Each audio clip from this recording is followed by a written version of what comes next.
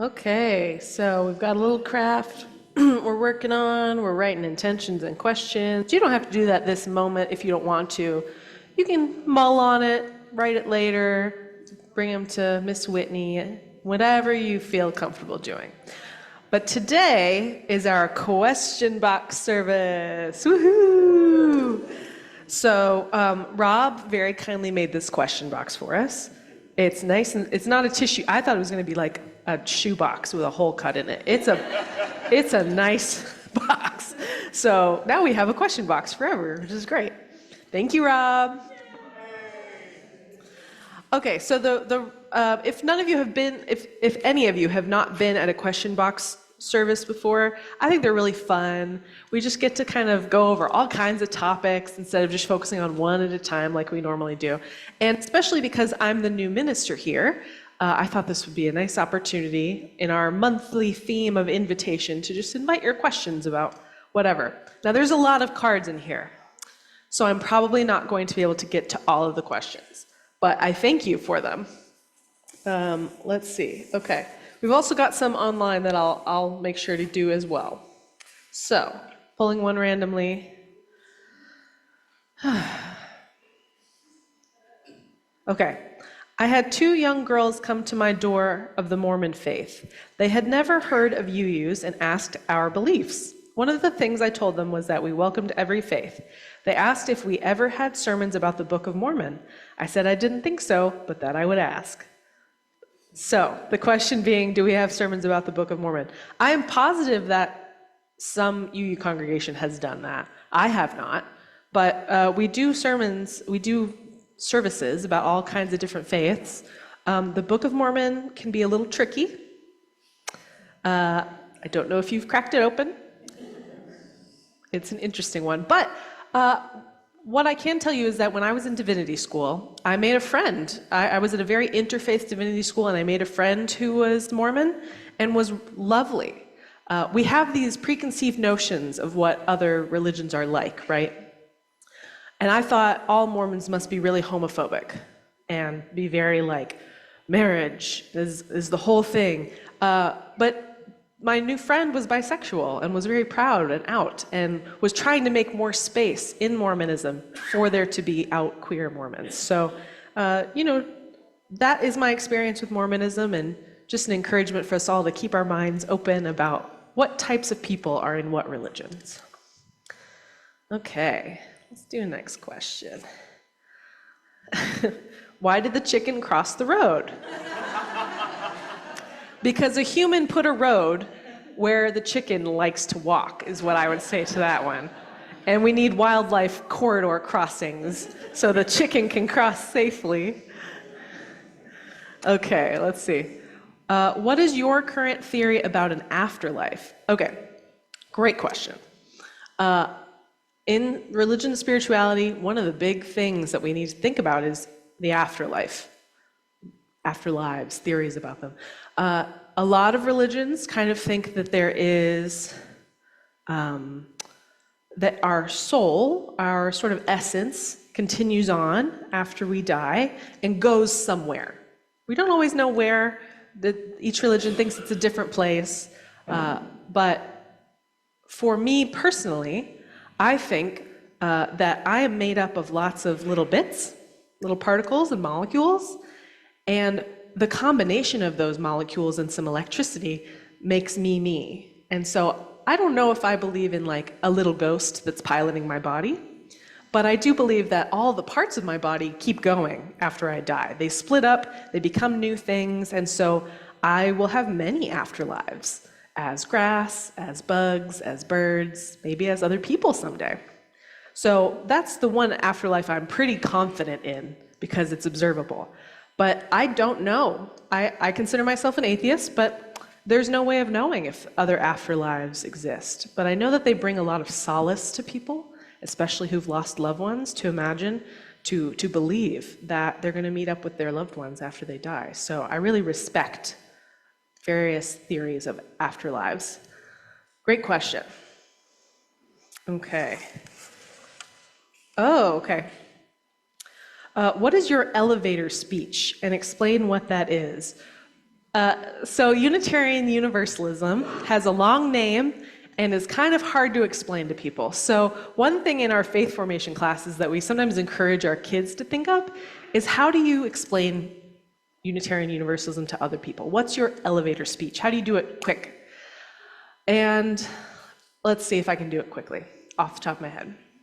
Unitarian Universalism is a interfaith religious movement made up of people of many different beliefs or non-beliefs who are trying to coexist together and find wisdom from many sources. Hey, not too bad. It's at least short, and that's ideal in an elevator speech. I would encourage you all to think on what your elevator speech is, so when you are chatting with somebody new, that you can kind of explain what it is that you are. Let's see. I have some questions online, but they didn't end up on my tablet, so pardon me while I pull them up. One of them that I know, someone asked me how long I've been an atheist. Is that what the question was? So I identify as an atheist, but the way I describe what that is that for me in my spiritual life, God or gods doesn't really come into it. It's just not something I've ever kind of, it's like different flavors of ice cream, right? It's like, meh, I don't really like that one for me, but I know lots of other people do. And so I'm not what you might call an anti-theist.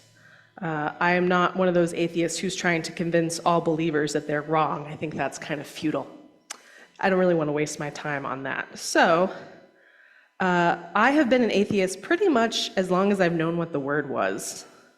Really, I mean, my parents, we were Methodists when I was a kid, but battery? Oh, okay, we're back. I don't know. I don't know if it was like having to wear tights and pinchy little girl shoes. I think early on it was more the gender performance that I had to do in church than it was anything about actual church. But pretty early I was like, wait a second, Adam and Eve had 2 kids, and then more people happened? Make it make sense to me, right? Trying to understand the Bible literally, which isn't the only way to understand it. But really young, I was just doubting, questioning, and have kind of come full circle back to respecting various beliefs. Okay, and the question also goes on to ask, how did you find yourself becoming a minister? Which is a great question, because when I tell people I'm an atheist minister, they go, I'm sorry, what? The great thing about Unitarian Universalism is that we can be of many faiths or none. And so when I first became a UU back in like 2015, I was very skeptical. I was very like, I don't know about this. Can I come here? Are you going to be cool to me, or are you just being nice now until you can convert me later? And they were like, no. We actually invented humanism. That's true. The first Humanist Manifesto was signed almost exclusively by Unitarian ministers and a few rabbis. So we respect the atheists in this house. And I had a spiritual experience. I've talked about this before, but I'll just briefly say I had a spontaneous spiritual experience when I was 25, and I didn't understand what it was. I felt very connected with the physical matter of the whole universe, that everything I am has always been part of everything that is. And that is a kind of atheist mysticism that has helped me connect to other religions that also have that, although they may relate more to God or the ground of being or what have you. Great question. Thank you very much. Okay. A couple other questions. Not all of us believe there is a God we can pray to. Some of us are humanists, some of us are atheists, some of us are agnostic, and some of us are Christian. Some of us don't believe there is a God to pray to, so can we change prayers to prayers and thoughts? Yes, we can. And I'm already kind of trying to do that. You may have heard me say, prayer or contemplation, prayer or well wishes, like we want to make it broad. And I have been encouraged during my ministerial training to open myself more to the deeper meaning beneath religious words. So I may not love the word prayer. I don't necessarily, I had to learn how to pray during chaplaincy training, when it's not about what I believe, it's about what the person I'm working with believes. So I had to get comfortable as an atheist, being able to pray earnestly with other people and respecting what that does, what that spiritual practice means to people. So I would encourage us all to explore that a little too. We have split the plate to give to local nonprofits, and we give from the annual appeal to the UUA, the UU Association, our national, actually international headquarters.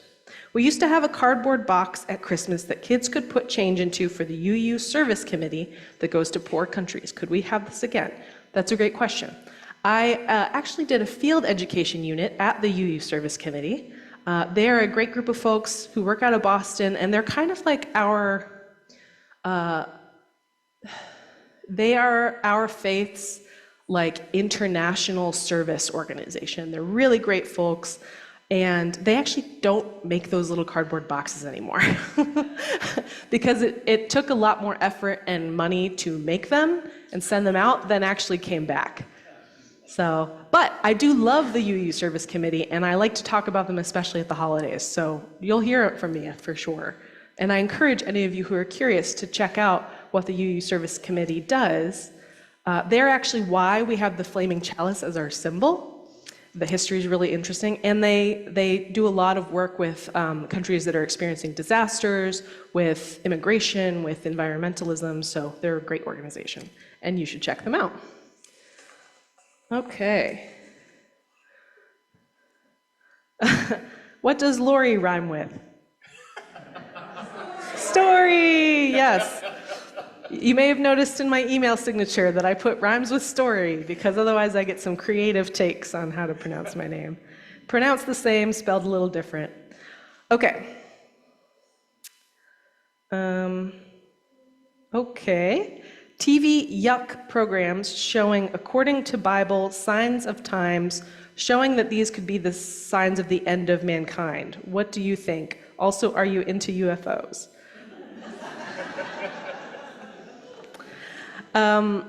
Signs of the end times. I think that with the language a person is kind of raised in, if they're feeling a general anxiety about the state of the world, they'll read that in the language that they're used to. So if you've got signs and symbols in the Bible of disaster and, end of the world, and it's looking pretty scary out there, you might emphasize those parts of the Bible to kind of give you some reassurance, to be like, oh, somebody knew this was going to happen.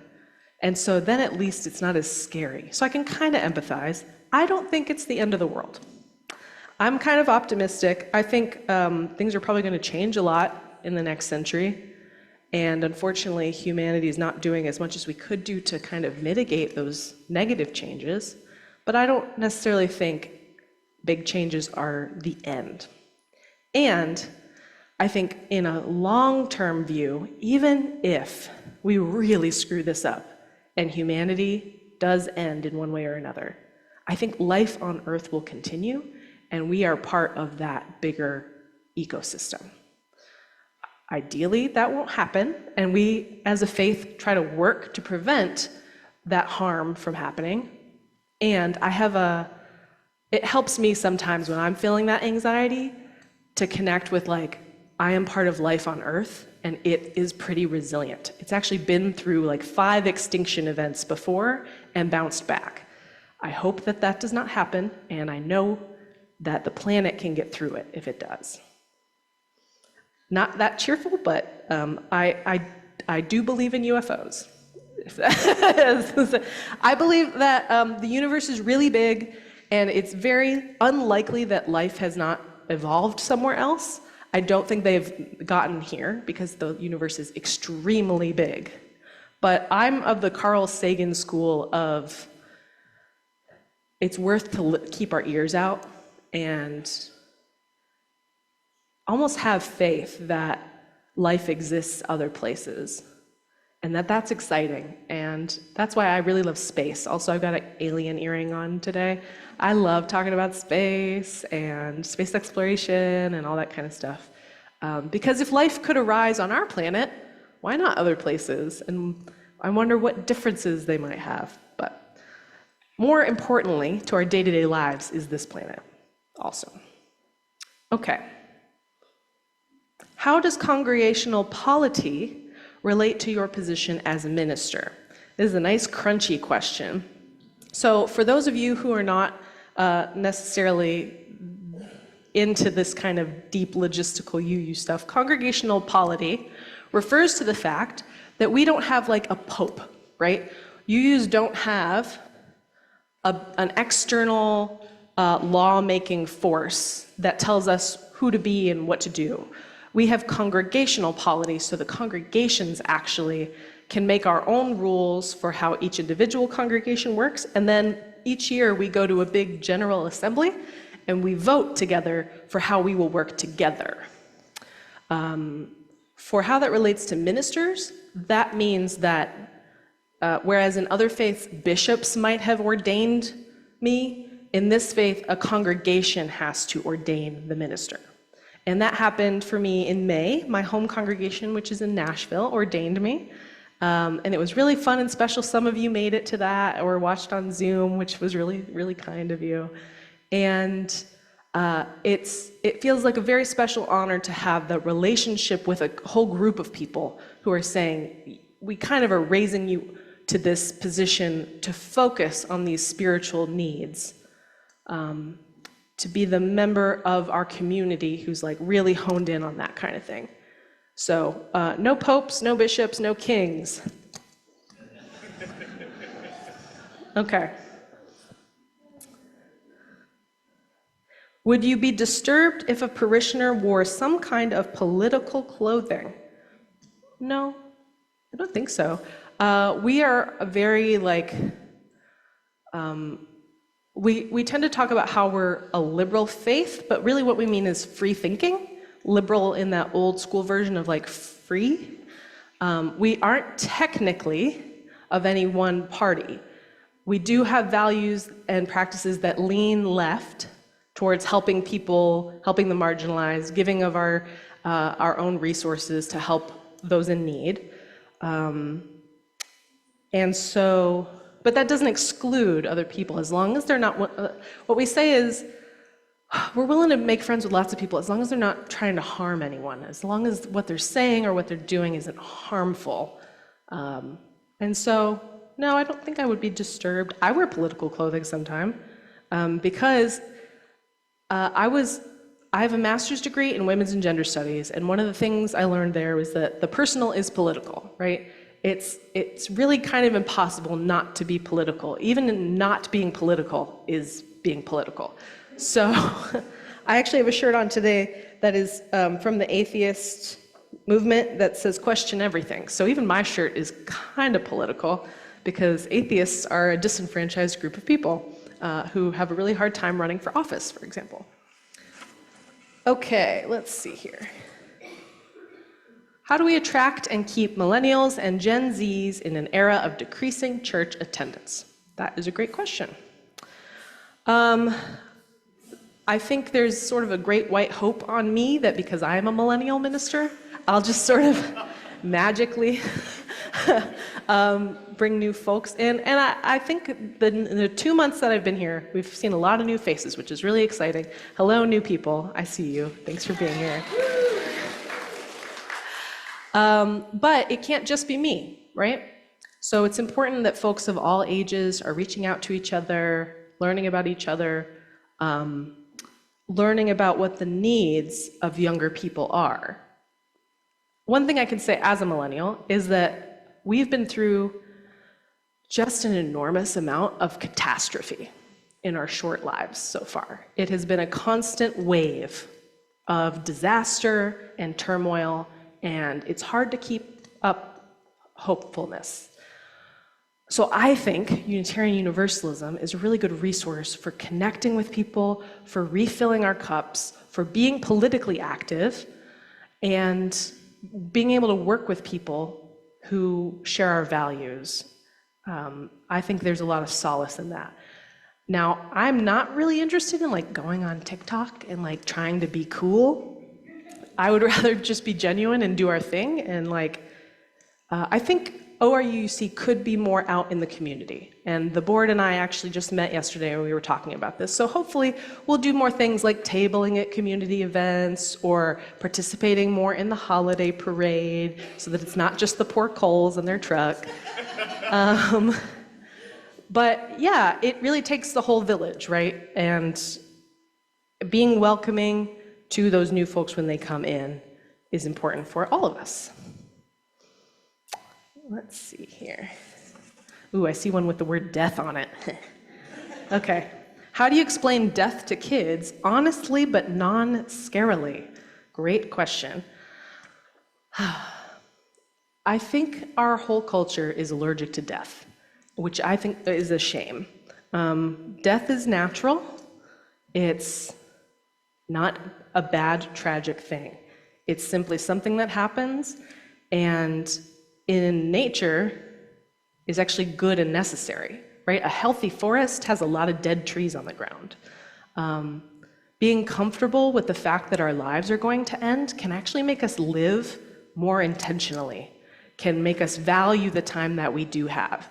So I think what we can say to kids, and we've kept our kiddos in today, is that our lives are short and also pretty long.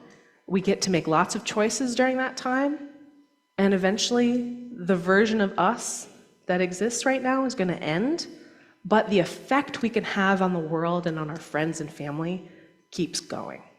So try to be kind and spread love while you're alive so that the people who come after you have plenty to enjoy.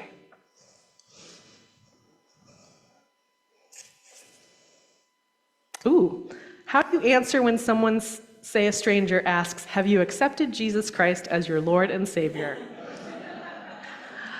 Being Unitarian Universalist in the South is a hoot.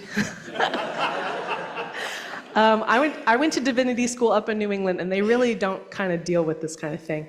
But here, when I first moved to Maryville, which is where I'm currently living, I had pulled into my driveway in my U-Haul and had not been there 5 minutes before my neighbor toddled her way over, knocked on my U-Haul door, said, "Hi, I'm blank. Would you like to come to my church?" I mean, instantly, right? So our neighbors are very well-meaning. They're actually trying to help people in their view of things, right? In their worldview, they really deeply believe that in order to be safe from hell, from a really unpleasant experience, you need to, I don't really even know what it means to accept Jesus Christ as your Lord and Savior, but that you have to do that. And so we can appreciate the good intentions that they have, and we have to try to have a conversation with them. I mean, I would say no, but I really appreciate the loving lessons that he left to the world. You know, you can kind of almost Tai Chi it. So rather than getting defensive and being like, "No, and don't ask me again," which really kind of doesn't do any positive for that relationship, for your community, maybe try, "No, but I share a lot of the values that I bet that you have, like loving our neighbor, like the fact that we are connected to something greater than ourselves and that we should spread love and healing." Maybe asking them what it means to them to be accepted or to accept Jesus Christ as your Lord and Savior. Now, UUs really talk about Jesus of Nazareth. You might hear that phrase more often than Jesus Christ. We talk about Jesus as no more or less divine than anyone else. And that phrase is one of my favorites as a non-Christian, that he is one of many wise teachers that we have from all sorts of different religions. And how can we learn from those around us who really value what he said and resist some of the toxic misuse of the language of Christianity? Trying not to lump those things together. I know a lot of really incredible Christians who do some amazing work in their communities. And, of course, we see a lot of very loud folks who have, as many religions in the past, had their wisdom texts twisted for kind of manipulative use. It's not always their fault. I mean, you can look at things like the former Yugoslavia, and this kind of thing happens. But yeah, just try to see why they're asking. Try to share something positive, some sort of positive connection, so that we can be neighborly together, is my encouragement. What is your primary focus? And this will be my last one because I realize we're over time. What is your primary focus? What are you led to explore for ORUC this coming 12 months? That's a great question. The board and I think, is it okay if I share this? Yeah. The board and I had our board retreat yesterday, and we decided on 3 key goals for this year. One is to make it easier for new folks to engage and integrate. That includes youth. The second is more open adult faith formation, in addition to circles of trust, more stuff, especially for young adults, that is spiritually deep and voices our justice values. And the third is supporting our music program by hiring a new director and by just strengthening that. So those are our big 3 focus areas for this year. Of course, the minister does a lot of things, so I'll be doing a little bit more than that, but those are hopefully going to be our congregational focus areas this year. Okay. Lots of questions. Thank you. Whew. I could do that all day, but I realize it's already after 11. So I'll